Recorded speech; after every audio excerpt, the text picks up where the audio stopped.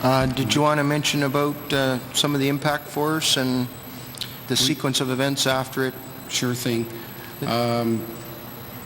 Once the aircraft contacted the water, it would have broke apart in a certain sequence. But basically, if you look at the diagram behind me, you can see this here is a section diagram of the helicopter. And basically, these joints, with the exception of the tail and the tail boom, take that.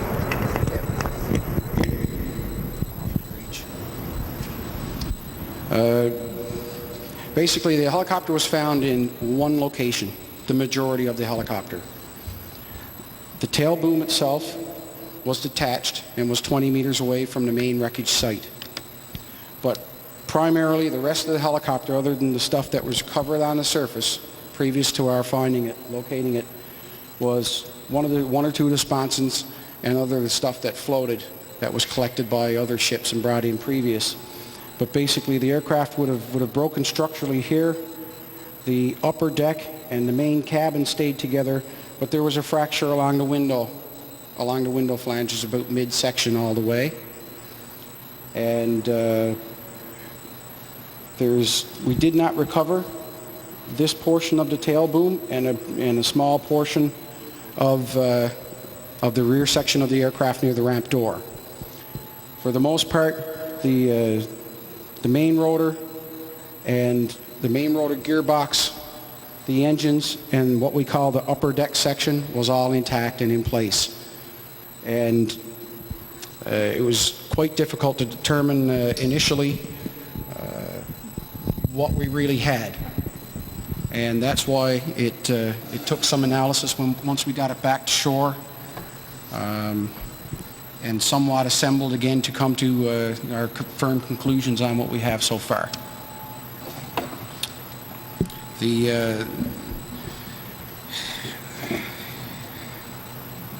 We did retrieve some data regarding impact. We can state right now that the impact would have been in the plus 20 G loading range. Okay? And that's about as far as I can go with that right now. We determined that from indicators on the seats. And there's much more analysis to be done in that regard. There's a lot of survival aspects analysis to be done. And like I say, like Mike has said earlier, we are just scratching the surface of analyzing the data we've so far collected. Mike? Well, we're ready to take some questions now. And if I may, Mr. Cunningham, before we start, we're in a hangar. The background noise is really bad. Can I ask you to please use the mics on either your left or your right so that everybody can hear everyone's question clearly, please? Thank you. First question. If it landed belly first, why was it, or do you know yet whether the flotation skirt was activated? We are analyzing whether the flotation devices were actually activated or not. We do have data on the flotation devices because they are still with the helicopter, but it's just too early to come to that conclusion yet. It is on the task of things to do, and we should be able to come up with a conclusion down the road. Sorry, so you're not clear if it had deployed or not, or do you know that? I'm not willing to commit on that right now. That would be speculation on my part. I can tell you that there was one float, one of the forward floats that was out of its bag. Whether that deployed or it was impact related, I'm not sure, and that's yet to be analyzed. The other two flotation devices were still within their bags.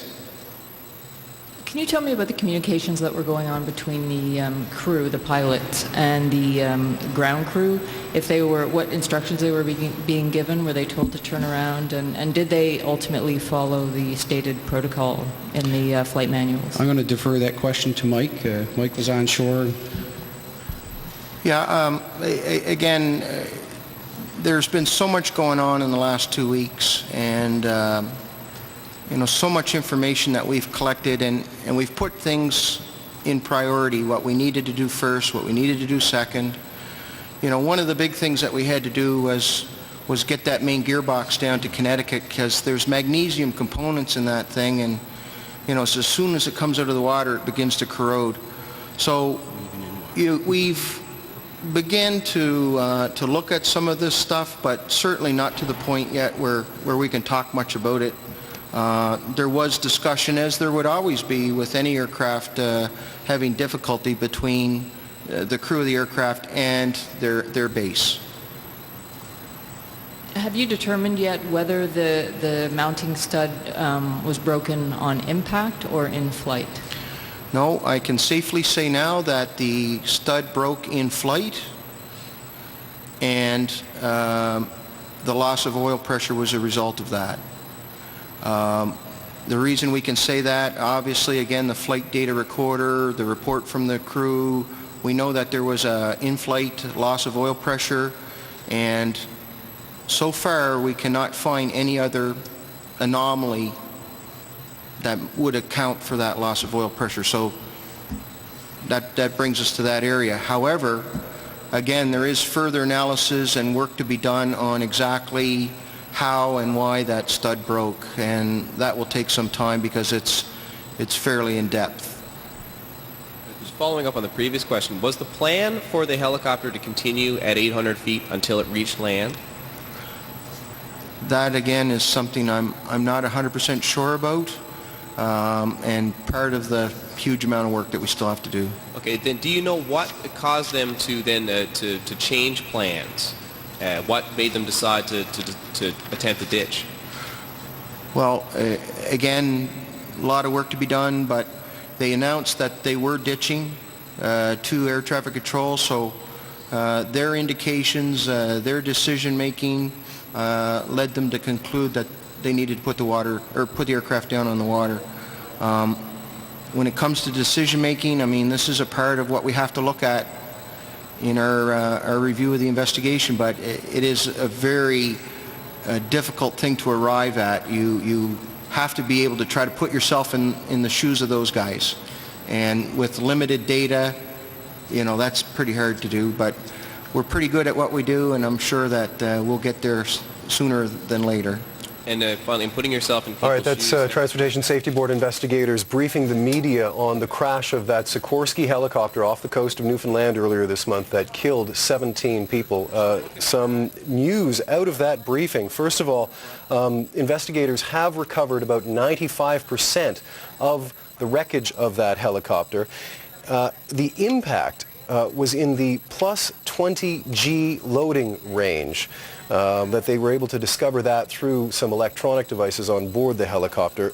Originally, the helicopter was reported as having hit the water nose first. Today, investigators are now saying that, in fact, the helicopter came in tail low and hit the water belly first, and a lot of the wreckage actually remained intact. A lot of talk about the stud in the gearbox